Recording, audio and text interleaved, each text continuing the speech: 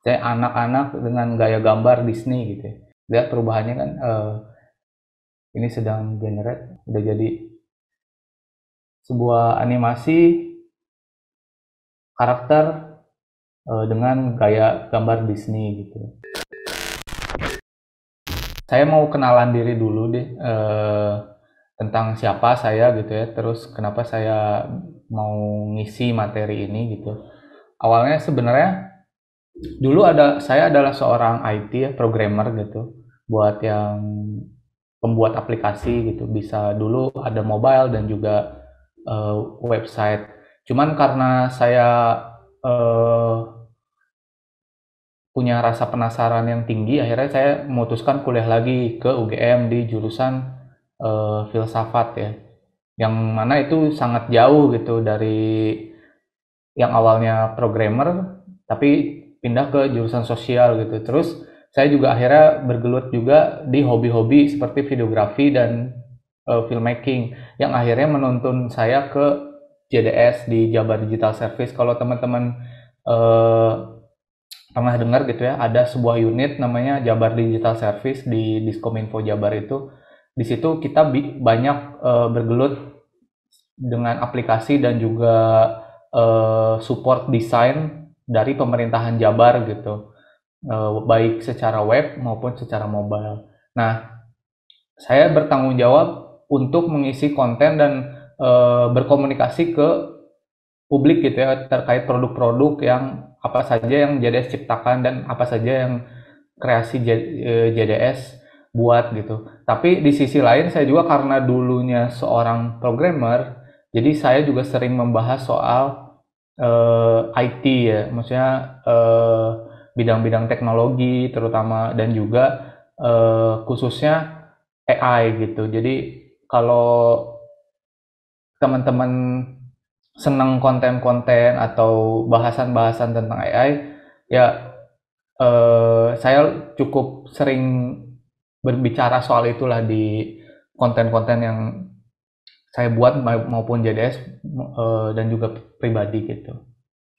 Nah, eh, untuk gambaran awal, apa saja yang akan saya bahas ini secara singkat ya. Nanti kita akan bahas sejarahnya, bagaimana perkembangan AI, khususnya ChatGPT, juga cara kerjanya, terus aplikasi dan penggunaan AI di kehidupan sehari-hari, terus apa positifnya dan juga apa implikasi negatifnya di AI dan ChatGPT khususnya gitu. Terus di akhir juga saya akan bicara soal gimana masa depannya AI ini, apakah dari hal positif dan negatif itu sebenarnya apa yang bisa kita pelajari dan apa yang bisa kita ambil manfaat, dan juga apa yang harusnya kita hindari untuk eh, kedepannya berguna atau tidak bagi kita semua gitu. Oke, yang pertama adalah perkembangan AI.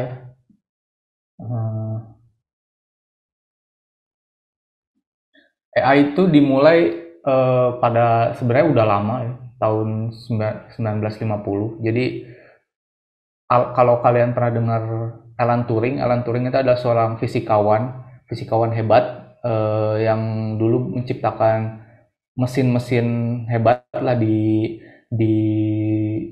dunia, dan saat itu awalnya adalah untuk perang. Jadi AI itu awalnya untuk diciptakan untuk mendeteksi senjata-senjata yang diciptakan oleh musuh, terus mendeteksi cara komunikasi musuh, misalnya dengan bahasa-bahasa isyarat tertentu ya, misalnya kode-kode tertentu disebarluaskan gitu. Nah, AI yang diciptakan Alan Turing itu awalnya untuk mengantisipasi cara komunikasi dan senjata dari musuh gitu. Alan Turing ini adalah seorang dulu di seorang fisikawan dan teknisi gitu ya, teknisi mesin komputer yang eh, di Perang Dunia Satu gitu. Jadi Perang Dunia Dua tahun 50-an. Setelah itu, setelah Perang Dunia berakhir, dia nyiptain lagi sebuah sebuah mesin gitu untuk yang lebih bermanfaat, karena perangnya udah mulai agak reda ya. Jadi setelah perangnya reda, dia nyiptain lagi, dan akhirnya ternyata tidak terpakai pada saat itu. Jadi perkembangan AI itu mengalami periode musim dingin. Jadi pada tahun 70-an sampai 90-an awal, nah itu periode musim dingin. Maksudnya periode musim dingin itu adalah periode di mana AI itu tidak banyak mengalami peningkatan. Nah, pas tahun 2000-an itu kan kalau mungkin di sini teman-teman belum masih awal ya, maksudnya belum ngalamin masa itu gitu ya. Itu perkembangan internet sangat-sangat pesat gitu ya. Jadi ada mulai dari dulu diciptakannya web browser pertama, terus juga World Wide Web yang awal, terus juga mulai masuk ke era sosial media, dan sampai sekarang yang kita nikmati semua, dan diakselerasi juga pas saat pandemi. Pandemi itu mengakselerasi semua perkembangan teknologi sampai hari ini sangat pesat gitu. Nah, yang menarik sebenarnya ChatGPT itu di tahun 2012 udah ada gitu ya, udah diciptain sebenarnya 2018.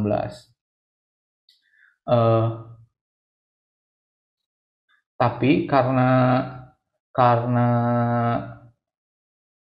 kalau misalnya internet saya hilang, kabarin aja ya open mic, saya nggak bisa lihat chat soalnya.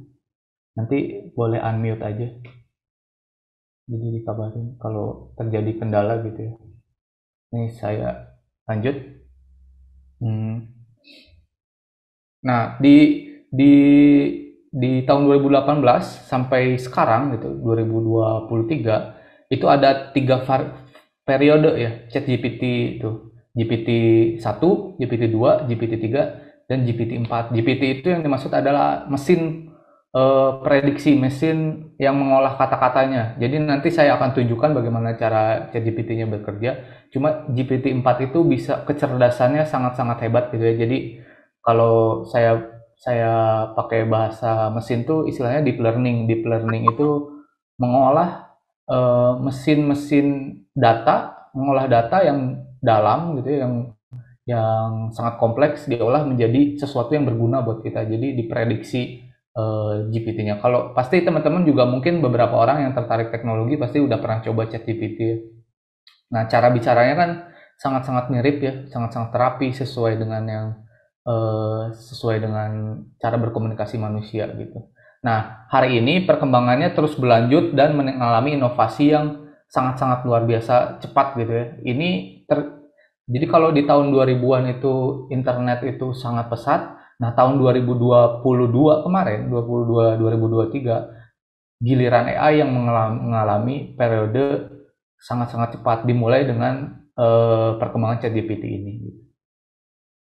Nah, terus ini beberapa istilah-istilah yang perlu kalau kalian tertarik hal teknis gitu ya. Tapi saya nggak akan ngebahas dalam soal ini karena beberapa hal yang teknik ini mungkin bisa dipelajari juga nantinya.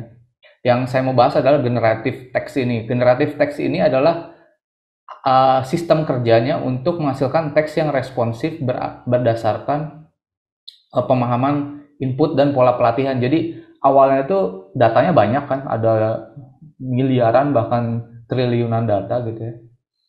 Terus kita input berdasarkan apa yang kita mau dan akhirnya dia melatih dirinya sendiri. Itu kekuatannya AI. Jadi dia bisa melatih dirinya sendiri. Jadi seperti kecerdasan otak manusia gitu ya, dipola, terus akhirnya bisa memprediksi kata per kata. Jadi kata pertama misalnya jika, berarti kata keduanya jika saya ingin gitu. Jadi katanya tuh dari misalnya jika itu dekat dengan hal yang sesuai konteks, maka akan berdekatan. Itu yang namanya generative text. Mungkin ini karena agak terlalu teknis, jadi saya langsung loncat ke hal-hal yang lebih berguna buat teman-teman gitu ya. Nah, ini adalah list aplikasi, mungkin bakalan berguna buat teman-teman juga.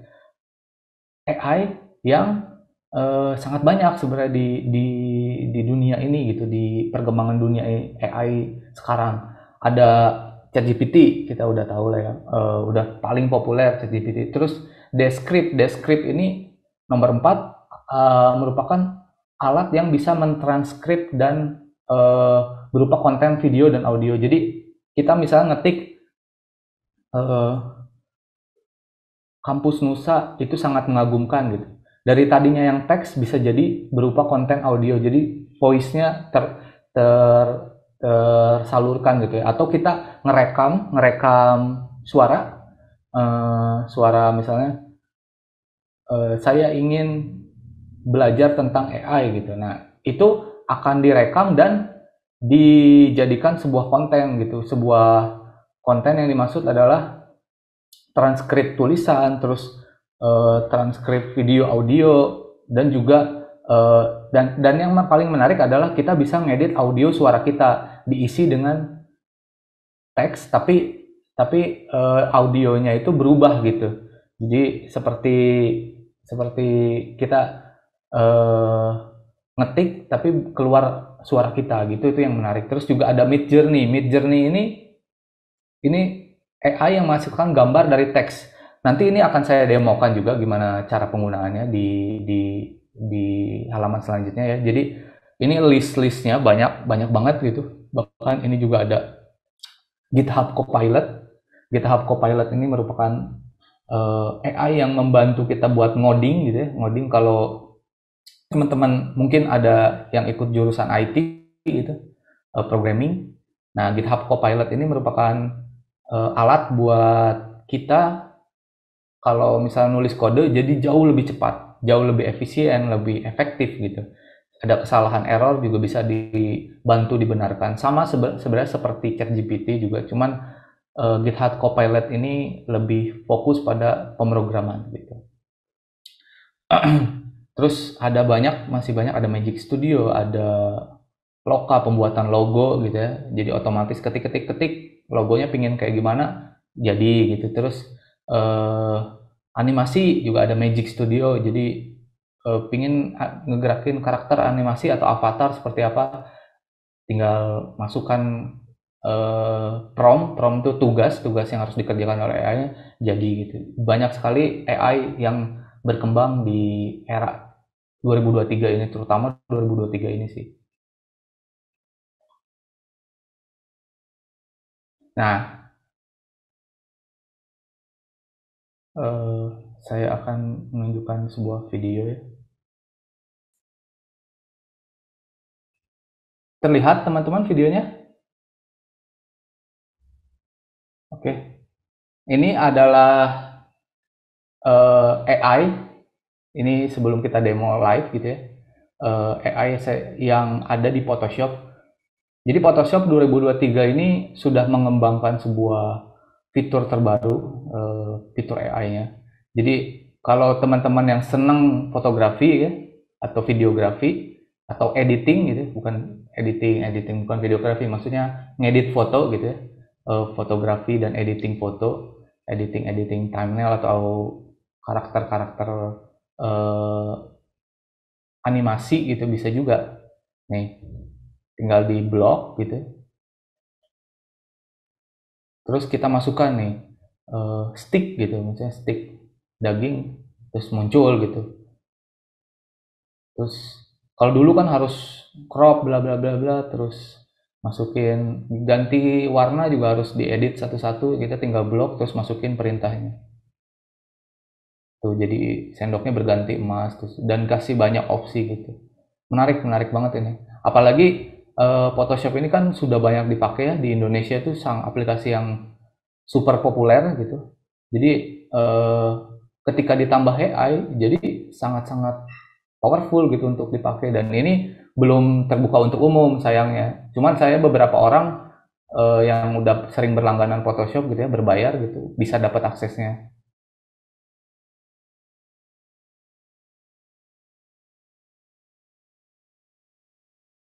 Nah, langsung tambahkan gelas gitu, ketik tambahkan gelas sudah langsung jadi.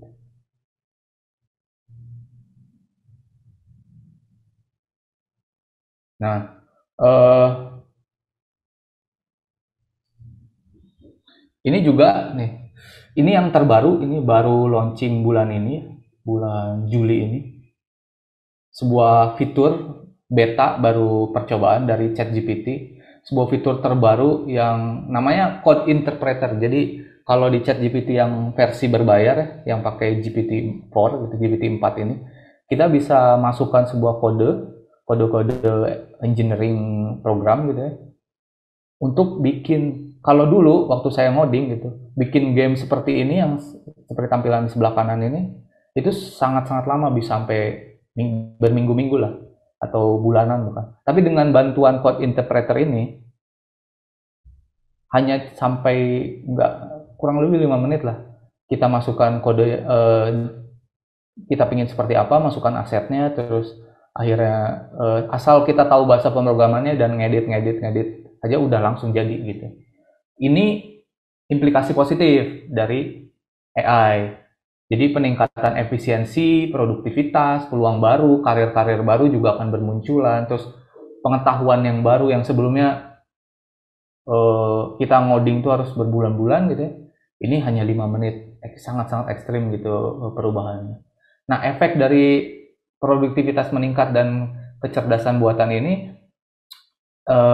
yang pengaruh banget dalam industri ya, industri pekerjaan atau bahkan juga industri developer programming adalah ini resiko ancaman terhadap pekerjaan manusia. Jadi ini hal yang negatif dari AI. Jadi karena saking mudahnya nanti bikin program, akan mungkin terjadi ancaman terhadap pekerjaan-pekerjaan yang sifatnya tidak terlalu butuh kreativitas tinggi, karena AI mulai bisa masuk ke kreatif, hal-hal kreatif, kayak misalnya bikin game tadi kan cuma 5 menit. Kalau dulu kan butuh banyak sekali programmer untuk bisa bikin satu game mobile gitu. Nah sekarang eh, hanya dengan 5 menit sudah bisa gitu. Ini juga ancaman negatif, tapi tidak tidak perlu takut, karena ancaman pekerjaan terhadap manusia itu terancam ketika kita tidak menggunakannya. Jadi orang-orang yang terancam itu adalah orang-orang yang tidak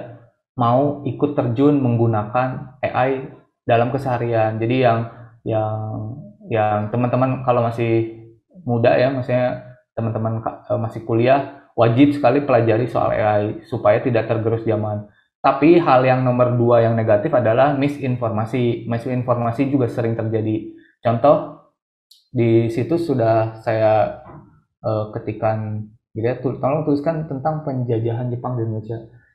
Secara eh, eh, kejadian sejarah banyak yang betul, cuman data-datanya banyak yang salah. Seperti tahun pasukan dari Perang Dunia berakhir, Jepang itu mulai proses penarikannya 1945, padahal proses penarikan itu sudah dimulai dari 1945 gitu, bukan dari 1949. Jadi data-data yang dikasih ChatGPT itu harus sering-sering di cross check, karena banyak terjadi kesalahan. Itu hal yang paling lumrah terjadi di implikasi negatif AI, terutama ChatGPT ya.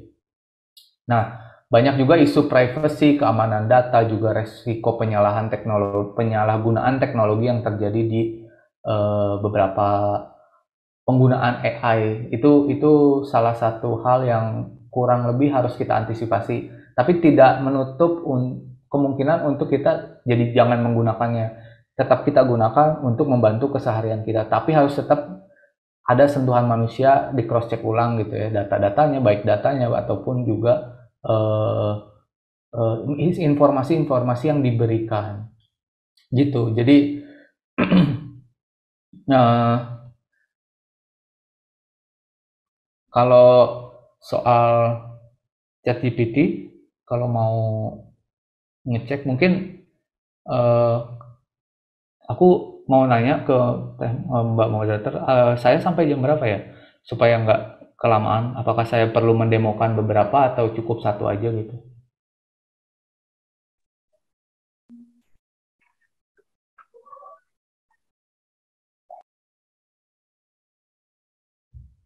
Halo? Nggak ada ya? Lagi AFK ya? Ya udah, saya demokan satu aja ya. Eh,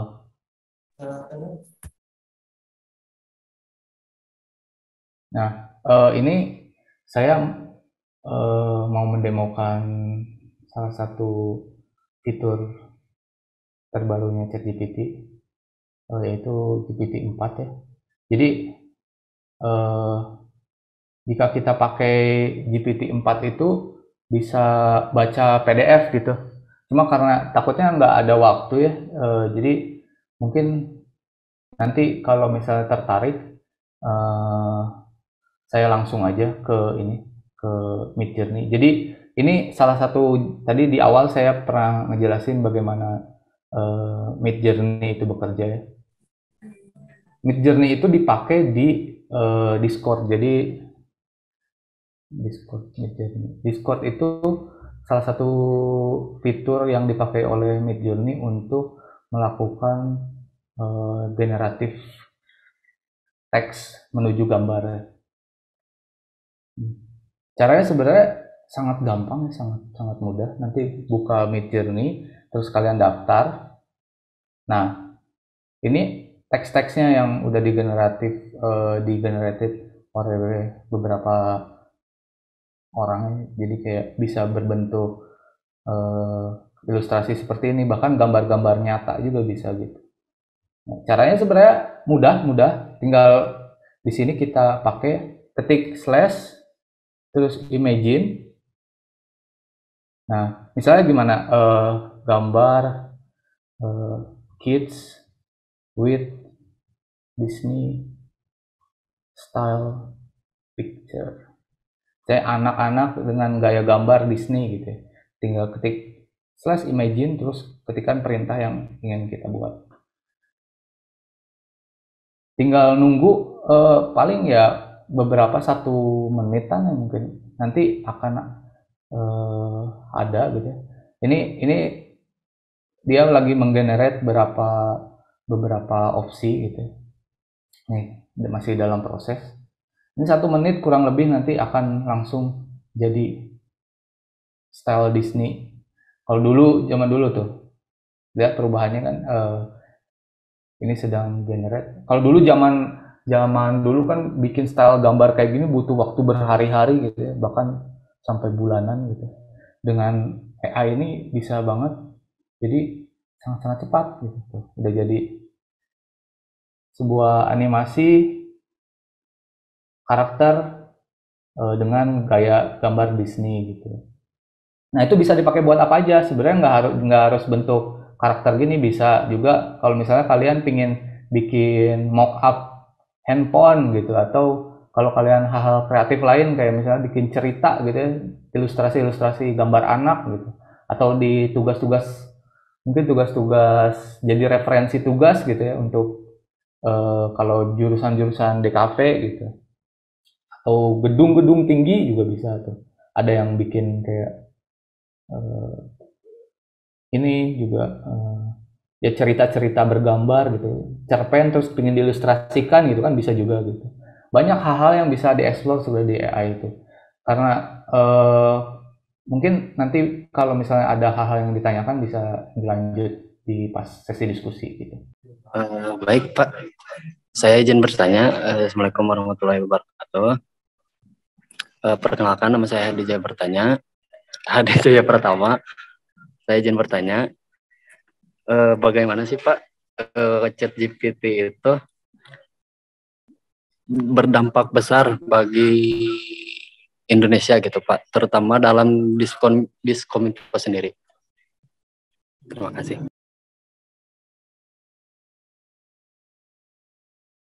Oke, langsung saya jawab atau dikumpulkan dulu? Langsung dijawab terlebih dahulu ya. Oh iya, siap. Terima kasih tadi pertanyaannya. Jadi ChatGPT itu bagaimana berdampak ke Indonesia ya? Sebenarnya sangat-sangat berdampak ya untuk kemajuan bangsa kita gitu ya, dan tanah air gitu. Banyak hal yang sebenarnya bisa dikembangkan dari ChatGPT gitu. Saya kasih contoh sebenarnya di dunia pendidikan. Di dunia pendidikan itu kan sekarang tidak terdistribusi guru ya. Guru itu di SMA terutama ya, SMA itu dengan zonasi dan segala macamnya masih banyak ketimpangan guru-guru yang tidak merata gitu. Nah, dengan fitur ChatGPT sebenarnya ChatGPT versi pendidikan ada sebuah pengembangan di teman-teman kementerian gitu, Kementerian Pendidikan. Fitur ChatGPT diintegrasikan ke dalam aplikasi mereka gitu. Contohnya, di aplikasi mereka itu kita bisa nanya hal-hal yang sifatnya pengetahuan dan kreativitas gitu. Pengetahuan dan kreativitas yang membantu para siswa mendapatkan ilmu-ilmu yang sebelumnya harus di dalam kelas gitu. Jadi hal-hal yang tadinya butuh guru untuk menjelaskan hal-hal kreatif gitu ya. Karena search di Google nggak dapat gitu. Search di Google tuh effortnya gede, tinggi, dan juga susah gitu. Tapi dengan fitur mereka, jadi salah satu fitur mereka itu yang nanti juga bakalan keluar ya, insya Allah di beberapa bulan ke depan sih. Saya dengar juga ini sedang di-develop teman-teman. Jadi kita bisa nonton materi gitu ya, nonton materi pembelajaran itu di mana saja dan kapan saja. Terus kalau ada pertanyaan langsung tanya gitu. Dan yang ngejawab bukan guru, karena guru terbatas kan, guru itu terbatas, tenaganya terbatas, juga waktunya terbatas. Tapi kalau AI tidak terbatas, dia bisa duplikasi sebanyak mungkin gitu. Kalau tadi di ChatGPT itu banyak misinformasi, tapi di fiturnya mereka karena sudah di fine tuning itu disederhanakan lagi jadi khusus untuk pendidikan gitu, khusus untuk materi-materi dunia pendidikan. Kalau ChatGPT kan bisa jawab apa aja ya. Mau kamu nanya soal percintaan juga bisa, terus kalau mau nanya juga soal pendidikan bisa gitu. Tapi ini khusus pendidikan nih, apalagi sekolah doang misalnya. Jadi materinya terbatas. Nah, itu bisa spesifik dan kesalahan informasinya bisa sangat tereduksi sampai 99%. Jadi besar sekali untuk hal-hal kayak gitu. Nah, dari situ aja kelihatan sebenarnya, dari pendidikan aja bisa membantu guru yang waktu dan tenaganya terbatas. Jadi sangat-sangat terreplikasi. Maksudnya terreplikasi itu adalah jadi kita punya guru pribadi gitu. Istilahnya punya guru secara personal, kita punya guru untuk diri kita sendiri, yang mana itu adalah sangat-sangat berguna ya buat bangsa kita gitu.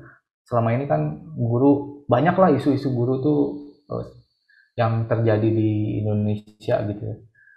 Nah, dari pendidikan aja udah kelihatan gitu ya, apalagi dari industri lain misalnya di Kominfo gitu ya. Tadi kita ngembangin aplikasi kayak Sapa Warga gitu yang bisa ngebalesin aduan, terus juga bantu pemerintahnya jadi lebih baik mengambil keputusan gitu, kurang lebihnya. Jadi pertanyaannya kalau apakah ChatGPT berdampak, sangat berdampak. Apakah bisa memajukan? Sangat bisa memajukan gitu.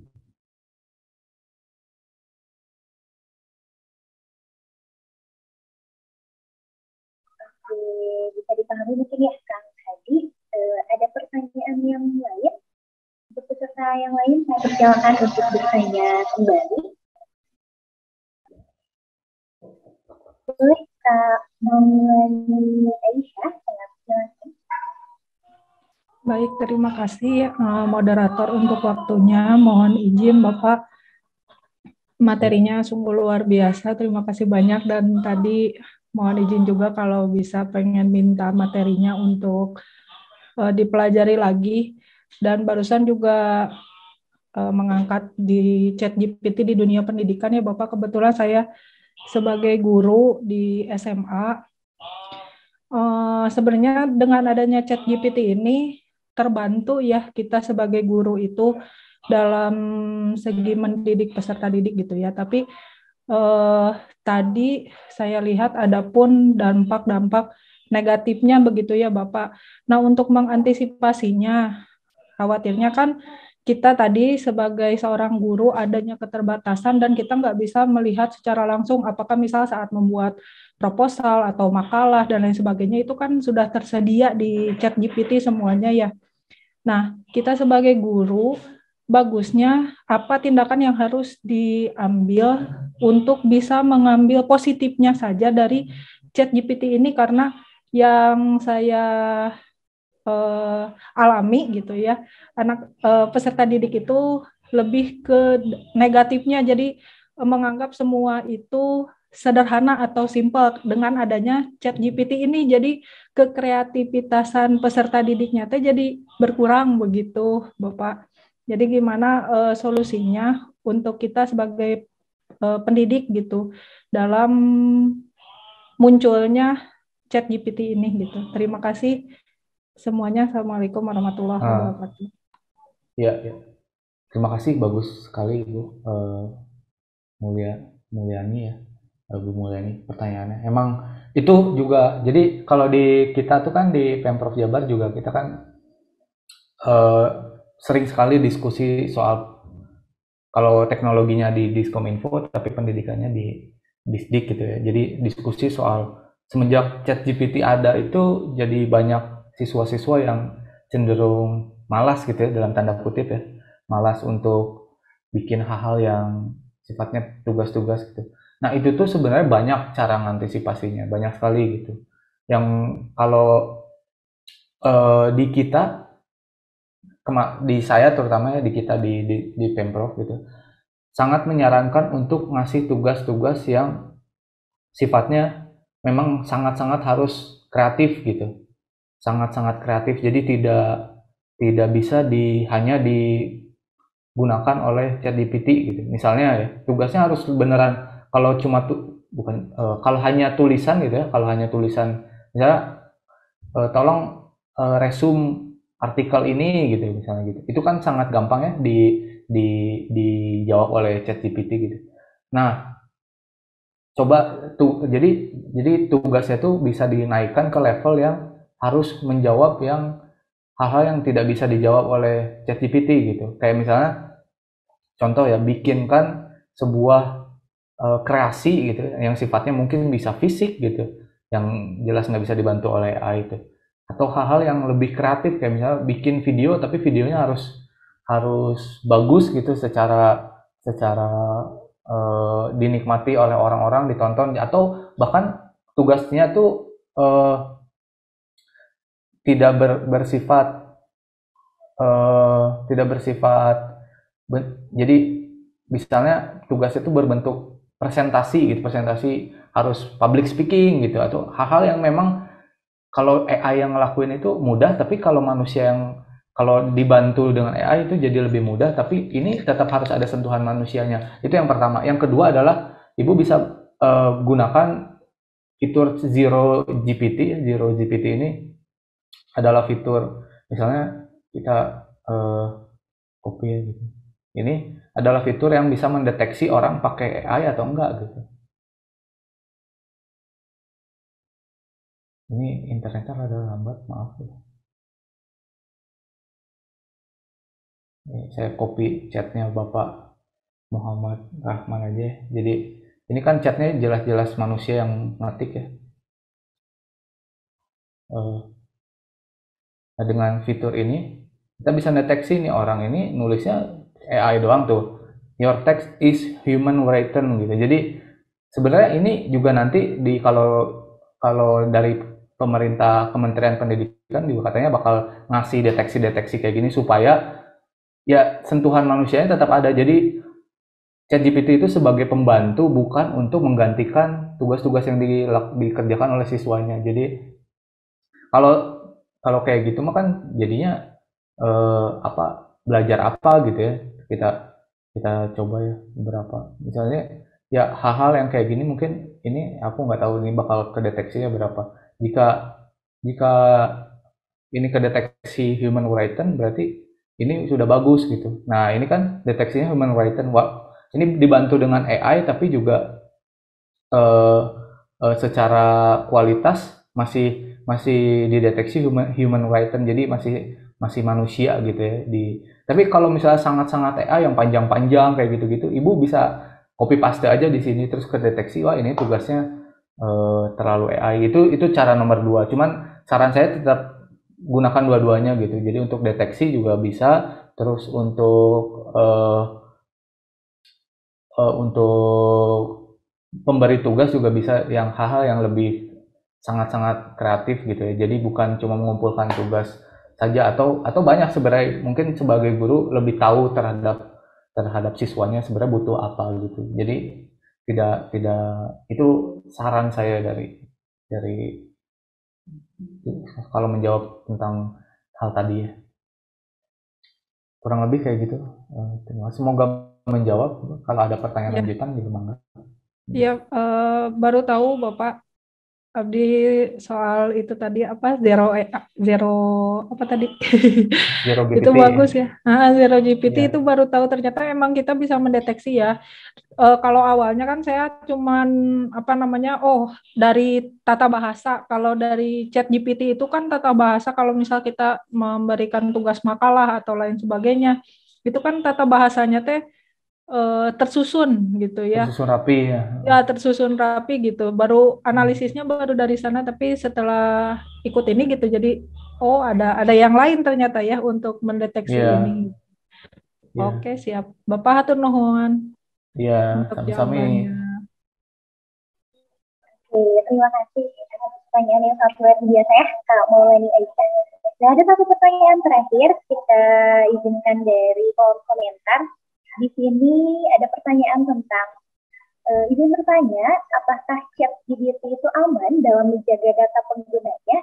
Karena saat ingin menggunakan ChatGPT itu kan harus login menggunakan akun ya. Nah, ini juga yang ingin saya tanyakan, Pak. Ada pertanyaan yang dari Raihan masih sama, apakah aman, dan ChatGPT ini apakah ada pengawasan atau pemantauan? Mungkin begitu aja dari pertanyaan dari Tom. Ya. Kalau jawaban terhadap itu sebenarnya ada dua sisi yang bisa digali sebenarnya soal etika penggunaan data. Yang pertama adalah etika penggunaan data. Kalau secara keamanan data sebenarnya kita hanya memberikan, kalau kita cek di data privasinya ChatGPT gitu ya, hanya memberikan nama dan juga email. Itu yang pertama. Jadi sebenarnya kalau ChatGPT cenderung tidak mengasih banyak hal-hal yang sifatnya data privacy.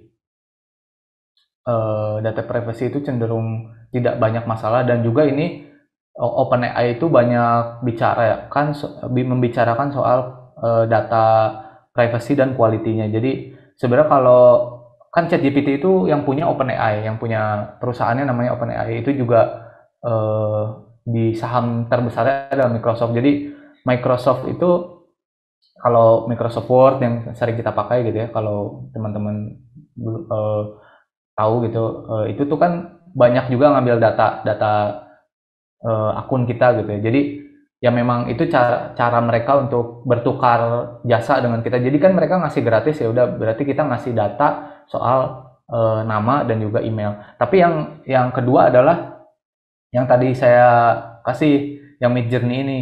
Nah, Midjourney ini karena sifatnya gambar, banyak pelanggaran data privacy. Jadi pelanggaran data privacy soal ini tuh sebenarnya kan datanya itu besar sekali ya, datanya dari graphic designer yang banyak sekali di dunia ini digabung dan akhirnya bisa menghasilkan grafik desain seperti ini yang bagus-bagus. Jadi gabungan data gitu ya. Nah itu apakah aman? Sebenarnya masih dalam